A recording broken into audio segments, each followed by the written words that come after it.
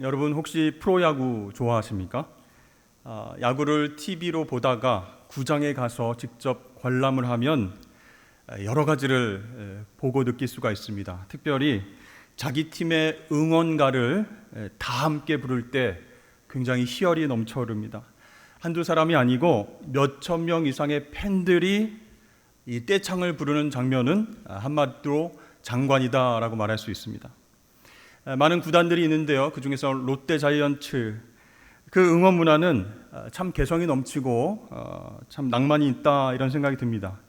지금은 환경 문제로 인해서 사라졌지만 예전에는 신문지를 잘 찢어가지고 흔들면서 응원을 했고요. 또 주황색 봉다리를 머리에 쓰고 그렇게 열정적으로 응원하기도 했습니다.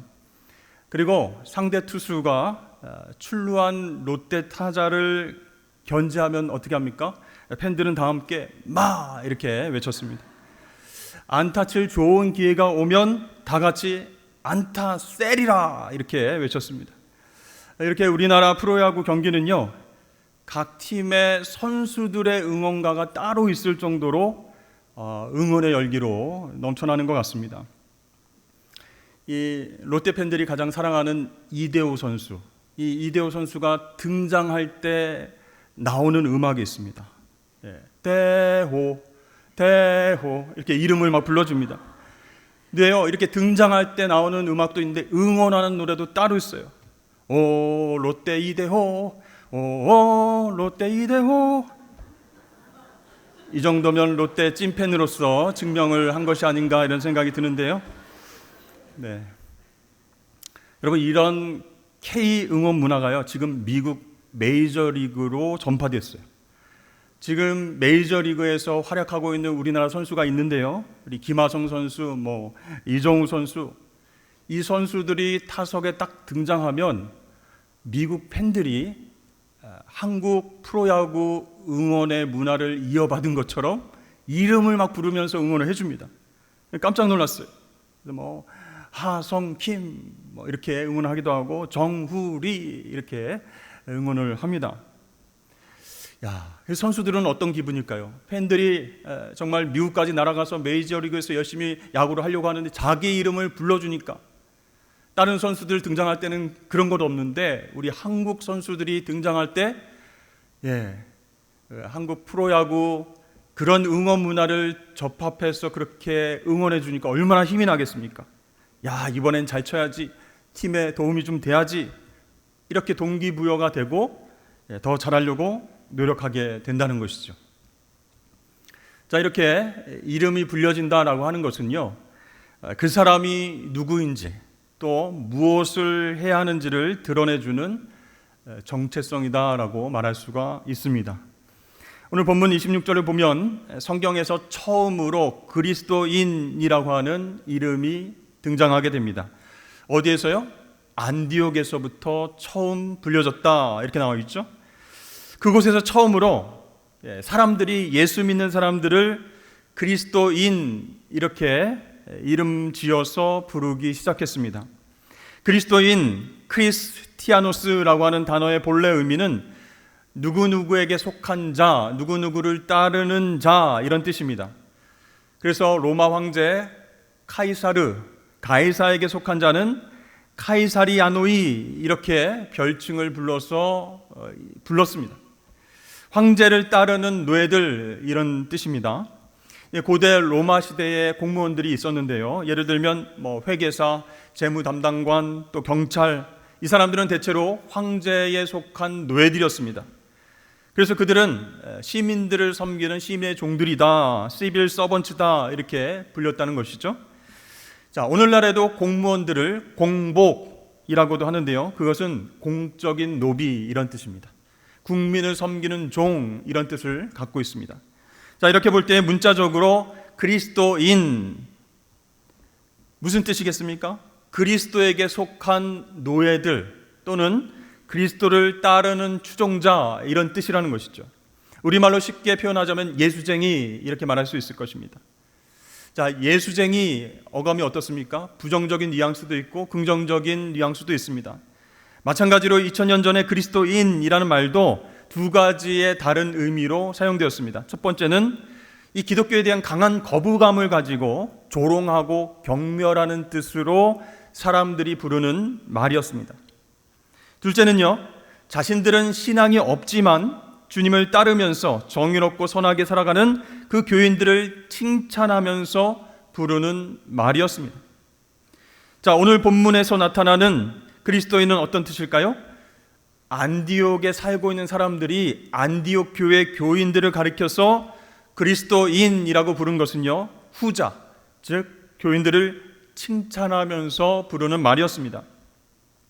그래서 본문을 기록한 누가는요, 이 제자들이 비로소 안디옥에서 그리스도인이라 일컬음을 받게 되었다라고 아주 감격적으로 증언하고 있습니다. 비로소 그리스도인이라 부름을 받았다, 이렇게 되어 있죠. 여기서 비로소로 번역된 헬라어 프로토는요, 원래 최초로 그런 뜻입니다. 그러니까 누가는 예수 믿는 교인들이 최초로 그리스도인이라 불린 것이 안디옥이었다라고 자랑스럽게 밝히고 있는 것이죠. 만약에 안디옥 사람들이 이 교인들을 경멸하고 비하하는 의미로 그리스도인 이렇게 불렀다면 그 사실을 누가가 이처럼 자랑스럽게 밝히지는 않았을 것입니다. 자, 이렇게 그리스도인이란 말이 안디옥 사람들에 의해서 최초로 긍정적인 의미로 사용됐다라고 하는 것은요, 이 안디옥 교회 교인들이 그만큼 세상과는 구별된 삶을 살았다, 세상 사람들이 흉내낼 수 없는 거룩한 삶을 살아서 칭찬받았다, 그런 뜻입니다. 그런데요, 그와 동시에 이 그리스도인들에게 닥칠 대박해와 핍박의 전주곡이기도 했습니다. 이 그리스도인이라는 새로운 호칭이 생기기 전까지는 로마 제국 사람들이 볼 때 주님을 믿는 사람과 유대교인은 서로 구별되지 않았습니다. 이 로마 제국이 보기에는요, 유대인에 의해서 시작된 기독교 역시 그들의 민족 종교인 유대교의 한 분파이지 않을까, 이렇게 생각을 했습니다. 자, 당시 유대교는 로마 제국에 의해 공인된 합법 종교였습니다. 로마 제국은 이미 2000년 전 그 전통을 지닌 유대교를 허락함으로써 유대인에 대한 식민 통치를 좀 더 수월하게 할 수 있었죠. 그러므로 정치적 목적이 아닌 한 이미 공인된 유대교 내에서 어떤 분파가 생겨나든 상관할 필요가 없었습니다. 그런데요, 주님을 믿는 사람들이 세상 사람들에 의해서 유대교인이 아닌 그리스도인 이렇게 불리기 시작했다는 것은요, 기독교가 유대교와는 전혀 다른 차원이었다, 그런 뜻입니다. 자, 기독교가 합법적으로 공인된 유대교와 다른 종교라고 한다면 로마 제국 입장에서 볼 때 그것은 불법적인 신흥 종교가 되는 것입니다. 그렇다면 기독교는 그냥 내버려둬서는 안 되는 종교가 되는 것이죠. 자, 당시 로마 제국이 기독교를 말살하려 했던 데는 그럴 만한 이유가 여러 가지가 있었습니다. 이 로마 황제는 스스로 자신을 신이라고 자처하면서 황제 숭배를 요구했죠. 그러나 삼위일체 하나님을 유일신으로 믿고 있는 그리스도인들은 이 황제의 신성을 부정하는 그런 불순한 무리였습니다. 또 그리스도 안에서 모든 사람을 평등한 형제 자매로 간주하는 그 그리스도인들은요, 당시 사회를 지탱했던 노예제도와 신분제도를 부정하는 반체제 집단으로 보였다는 것입니다. 또한 성찬식을 행하면서 식인종처럼 주님의 살과 피를 먹고 마신다, 이런 소문이 퍼지게 됐습니다. 그래서 로마 제국 사람들은 그리스도인들은 사회의 미풍양속을 해치는 비도덕적인 범죄자들이다, 이렇게 생각을 했던 것이죠. 그래서 로마 제국 입장에서 볼 때 그리스도를 따르는 자들, 그리스도인들, 그 사람들은 위험하다, 이렇게 판단을 한 것이죠.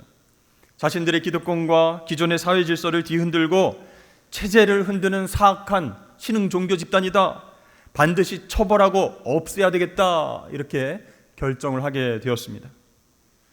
그래서 예수를 믿는다는 이유만으로 그리스도인들은 화형을 당하거나 원형 경기장에 끌려가서 맹수의 밥이 되어야만 했습니다.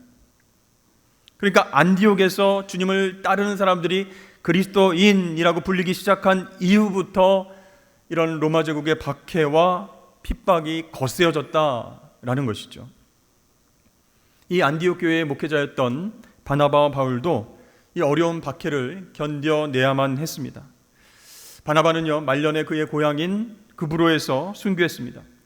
고향 사람들 앞에서 참혹한 순교를 당했어요. 이유는 단 하나였습니다.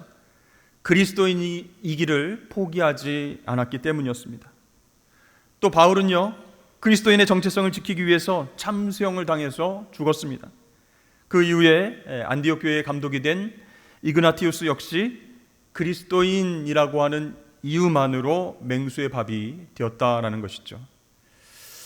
자, 이렇게 박해자들은 계속해서 그리스도인들을 괴롭혔습니다. 죽였습니다. 그런데 그리스도인들은요, 계속되는 박해와 그런 죽음 속에서도 그리스도인으로 살아가기를 포기하지 않았습니다. 그 이유가 무엇이었을까요? 그 이유는요, 모든 박해자들과 로마 황제보다 자신들이 믿는 하나님께서 더 크신 분임을 믿었기 때문이었습니다. 주님께서 이렇게 말씀하신 적이 있습니다. 내 양은 내 음성을 들으며 나는 그들을 알며 그들은 나를 따르느니라. 내가 그들에게 영생을 주노니 영원히 멸망하지 아니할 것이요 또 그들을 내 손에서 빼앗을 자가 없느니라. 그들을 주신 내 아버지는 만물보다 크심에 아무도 아버지 손에서 빼앗을 수 없느니라. 나와 아버지는 하나이니라 하신대. 그러니까 하나님께서 우주 만물보다 크시다라고 얘기하는 것은요, 우주 만물을 창조하신 분이 바로 하나님이시기 때문입니다. 2000년 전 그리스도인들은 이 사실을 믿었기 때문에 우주 만물보다 더 크신 하나님 앞에서 로마 황제의 박해조차 그들에게는 장애물이 될 수가 없었다라는 사실입니다. 전능하신 하나님, 크신 하나님을 믿음으로 말미암아 죽음도 두려워하지 않았던 그들은 진정한 그리스도인이었습니다. 그래서 하나님께서는 그들을 통해서 우주 만물보다 더 크신 하나님의 능력으로 로마 제국의 역사를 새롭게 하셨습니다. 세상 사람들은 야, 로마 제국 영원할 것 같아, 그 찬란한 문화가 계속 이어질 것 같아 했지만 우주 만물보다 더 크신 하나님이 그 로마의 역사를 멈추셨다라는 사실입니다. 그렇습니다. 여러분, 그리스도인이 된다는 것은요, 만물보다 더 크신 하나님을 나의 주인으로 모시고 그분을 따르는 것인 줄로 믿습니다. 그럼 그리스도인으로 살아간다라고 하는 것은 무슨 뜻이겠습니까? 인간의 죄값을 대신 십자가 위에서 치르시고 죽으시고 부활하신 그 예수 그리스도 안에서 영원한 생명으로 살아가는 것인 줄로 믿습니다. 그래서 저와 여러분 그리스도인들은요, 어떠한 고통과 환난 속에서도 두려움 없이 예수 그리스도를 따르며 살아갈 수 있게 되는 것입니다. 어떤 상황 속에서도 기쁘고 감사하고 또 힘들고 고통스럽고 절망 가운데서도 참된 그리스도인, 진짜 예수쟁이들로 살아가게 된다는 것이죠. 근데 요즘은 박해가 다 끝난 시대가 아닙니까?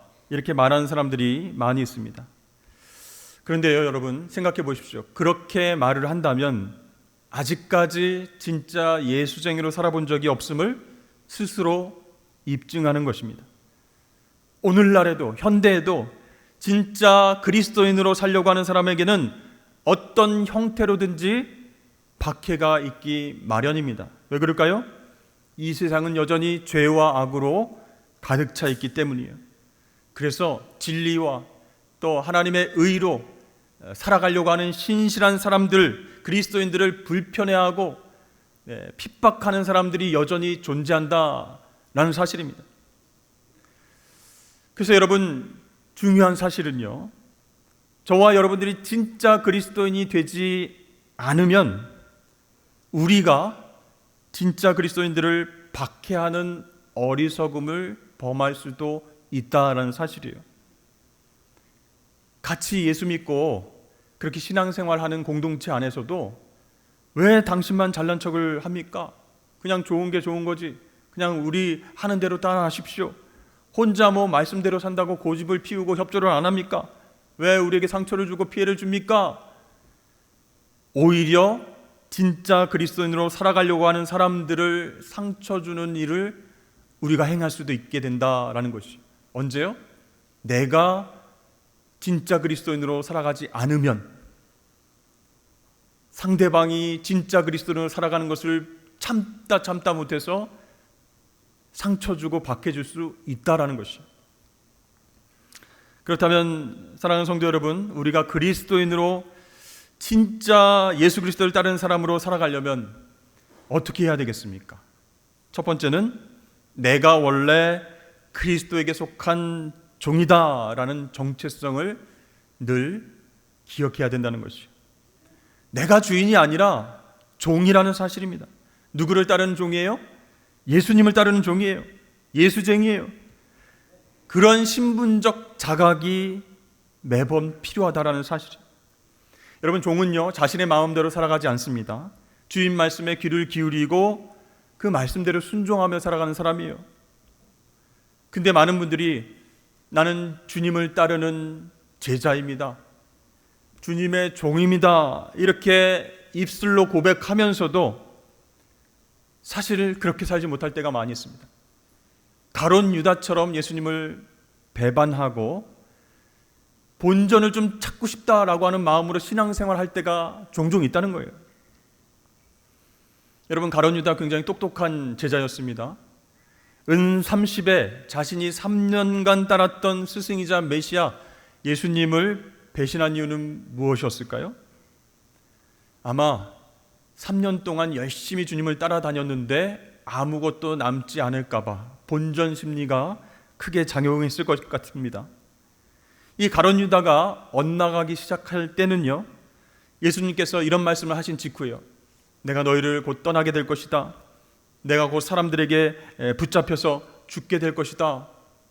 이런 말씀을 하신 직후에 가룟 유다가 흔들리기 시작했어요. 유다를 비롯한 제자들은요, 하나같이 모든 것을 버리고 예수님에게 미래를 걸고 그분을 따라왔습니다. 희생을 감수하고 예수님만 붙잡은 사람들이에요. 그렇기 때문에 그 제자들이 예수님을 통해서 기대하는 바가 엄청 컸다라는 것이죠. 예수님을 끝까지 따라다니면 나중에 어떤 자리를 좀 얻을 수 있을 거야, 좀 성공할 수 있을 거야, 명예로운 자리에서 돈 좀 만질 수 있을 거야. 여러분, 이렇게 본전 심리가 있는 사람은요, 예수님을 따르면서도 보상과 축복만 바라게 된다는 것이죠. 그러다가 원하는 것을 얻지 못하면 어떻게 합니까? 언제든지 교회를 떠나고 신앙을 포기하게 됩니다. 내가 그리스도의 종이다라고 하는 사실을 잊어버리고 주인처럼 살아가려고 하기 때문에 예수님 나한테 주는 건 없어? 당장 이익이 없어? 그러면 주님을 따라가지 않겠다, 이렇게 결단을 한다는 것이죠. 그런 제자들의 모습을 생각해 보면 지금 우리가 지금까지 예수님을 배신하지 않은 것, 그것은 하나님의 은혜다라고 할 수 있습니다. 하나님의 은혜가 아니었으면 우리도 은 30에 예수님을 팔아넘겼던 가룟 유다와 다를 바가 없었을 것입니다. C.S. 루이스는 이렇게 말했습니다.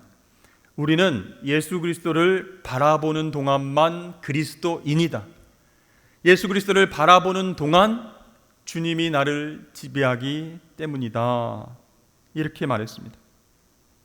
그렇습니다. 여러분, 우리가 오직 예수님 한 분만 따르는 것 그 하나만으로 만족하지 못한다면 우리는 더 이상 그리스도인이 아니게 됩니다. 그리스도에게 속한 자, 그리스도를 따르는 자, 종이 아니란 뜻이에요. 여러분, 저를 한번 따라 하실 수 있기를 바랍니다. 주 예수보다 더 귀한 것은 없네. 예수밖에는 없네. 아멘. 주님을 따르는 것, 그것 자체가 만족이고 감사하고 기쁨이 될 때에 우리는 진정한 그리스도인으로 살아갈 수 있게 될 줄로 믿습니다. 그러니까 예수를 믿어도 복을 위해서, 이익을 위해서, 성공을 위해서 주님을 따른다라고 하는 것은요, 가룟 유다의 길을 따르는 것과 마찬가지다라는 것이요. 그러면 명목상 그리스도인, 이름뿐인 그리스도인이 되어서 세상 사람들이 손가락질할 겁니다. 아이고 성공하려고, 아이고 뭘 얻기 위해서 교회에 나가는구만. 믿지 않는 사람들도 다 알게 되는 것이죠. 여러분, 예수님이 우리 인생에서 가장 귀한 주인이 되심을 믿으십니까? 우리는 그분을 따르는 종이라는 그 신분을 기억하기 위해서 날마다 주인 되시는 예수님을 바라봐야 할 줄로 믿습니다. 두 번째, 어떻게 해야 진짜 예수 그리스도에 따르는 사람들이 될 것인가? 비록 세상이 우리를 조롱하고 멸시한다 하더라도 우리는 분노하고 반박하기보다 오히려 우리의 변화된 삶을 통해서 그런 조롱과 경멸을 칭찬과 존경으로 바꿀 수 있도록 힘써야 된다라는 것이죠. 저와 여러분도 그렇게 살기를 원합니다. 그런데요, 변화가 그렇게 쉽게 찾아오지 않는다는 것이죠. 가만히 있는데 시간이 지난다고 해서 사람들이 칭찬하는 인격과 신앙이 만들어지지는 않는다는 거예요. 어떻게 해야 되겠습니까? 날마다 하나님 앞에 나아가는 경건의 시간을 확보해야 합니다. 그런데요, 우리 마음 가운데 하나님을 경외하는 마음이 없으면, 하나님을 사랑하고 두려워하는 마음이 없으면 그 경건의 자리로 나아가지 않으려고 해요. 하나님 앞에 나아가서 묻지 않게 됩니다. 그냥 세상 지식과 경험에 묻고, 챗 GPT에 묻고, 인터넷을 찾아서 그 정보에 묻고 그렇게 생활하게 된다는 것이죠. 여러분, 사탄이 우리를 이렇게 유혹합니다.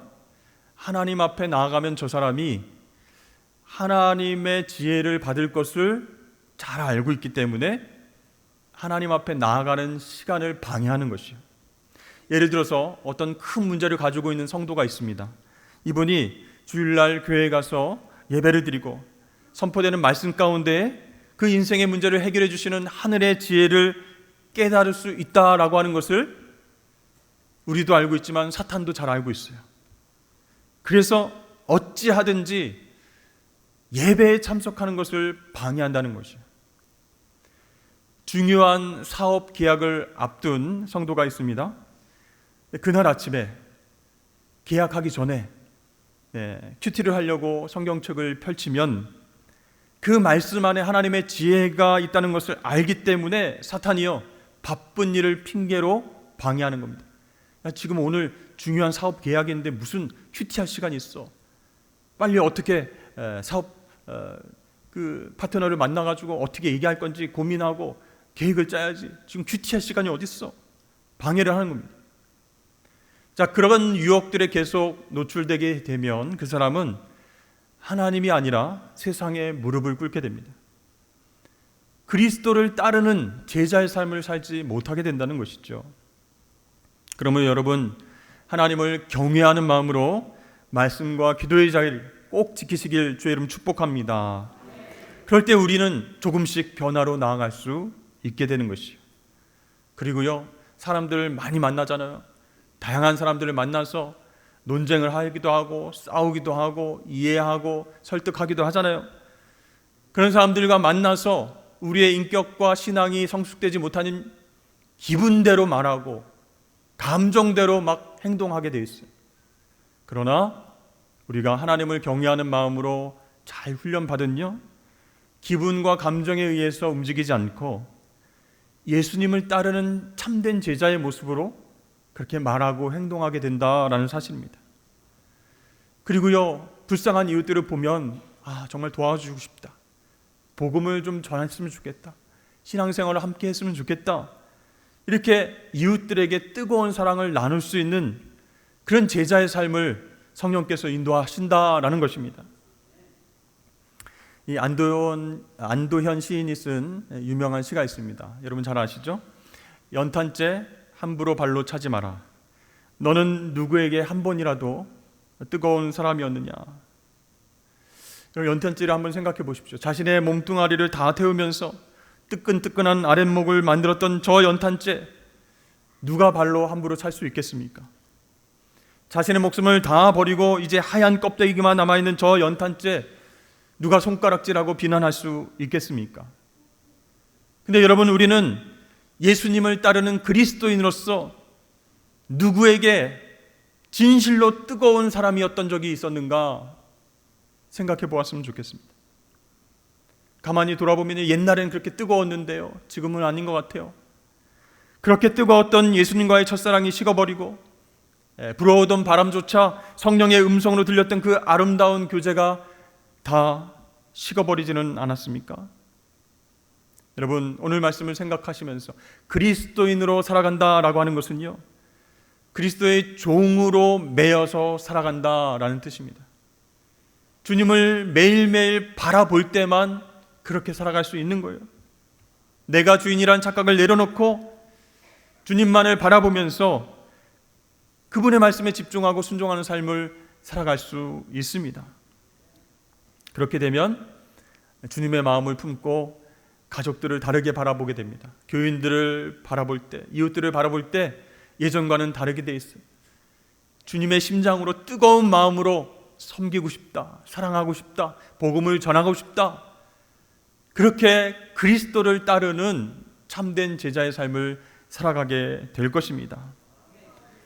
여러분, 안디옥에 살고 있었던 사람들이 안디옥 교회 교인들을 향해서 정말 그리스도를 닮은, 그리스도를 따르는 제자들이구나 칭찬했던 것처럼 여러분 주변에 있는 이웃들이 정말 산성교회를 다닌다고 하는데 정말 예수님을 닮은 성품으로, 인격으로, 영성으로 그렇게 살아가시는구나 칭찬 드릴 수 있는 저와 여러분 되시기를 주의 이름으로 축복합니다.